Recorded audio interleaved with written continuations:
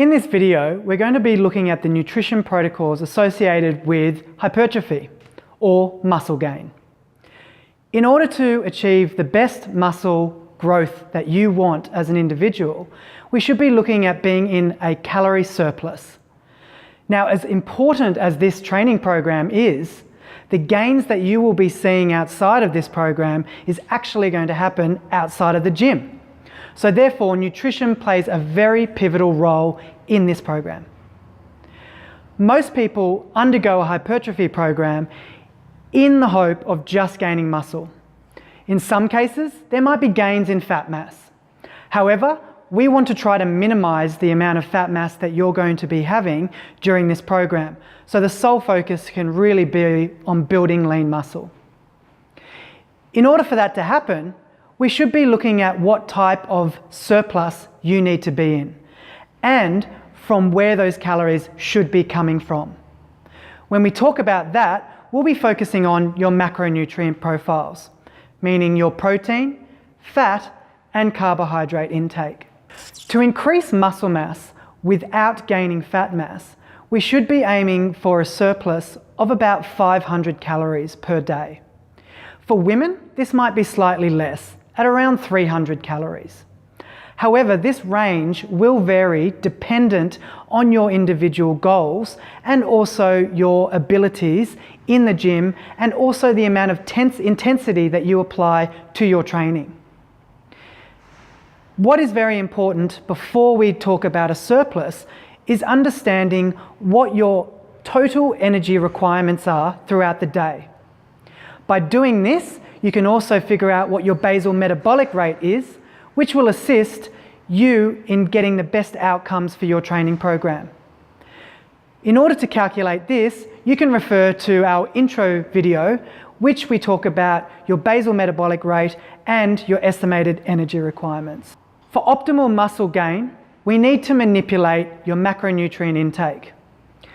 When it comes to the specific nutrients, you can be a little bit more relaxed here, because you do want to have an increase of all three major macronutrients.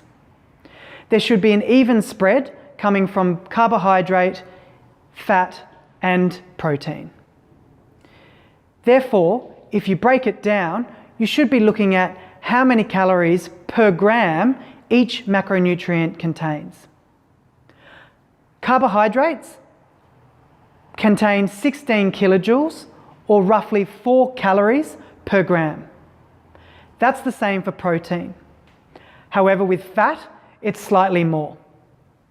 Fat contains 37 kilojoules, or roughly 9 calories per gram.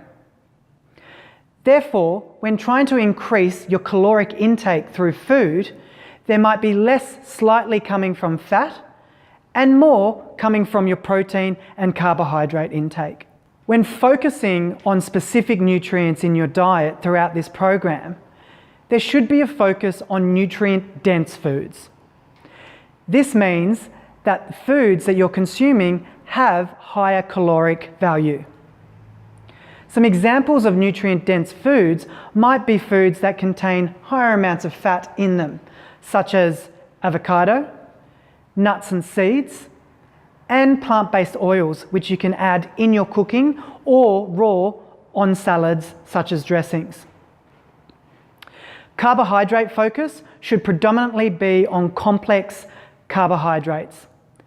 These carbohydrates have a low glycemic index, meaning that they're going to provide you with longer lasting energy, which will absolutely assist with muscle strength and endurance throughout your training program.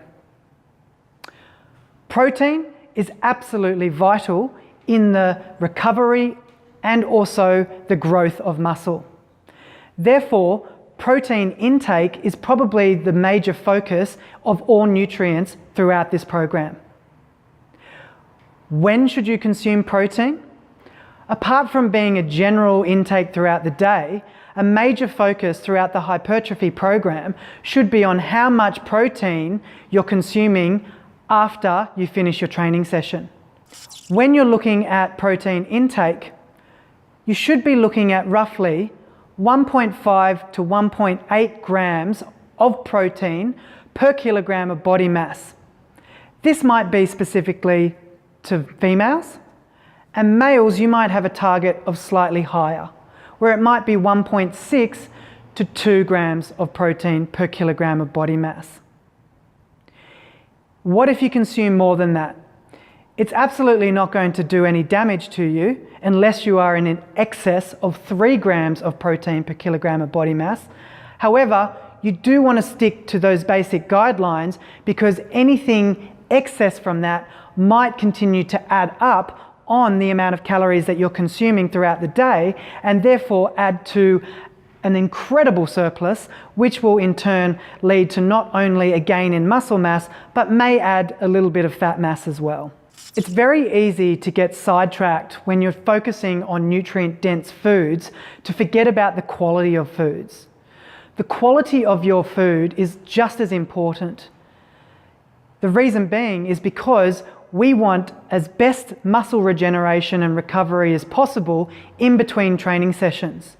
This is also going to reduce your risk of delayed onset muscle soreness, or DOMS as we call it, and therefore prepare you better for your training session the following day or a couple of days later. Therefore, the addition of nutrient-dense foods that are high in vitamins, minerals and antioxidants are also important. So therefore, a focus on fruits and vegetables throughout the day should be a specific guideline through this program.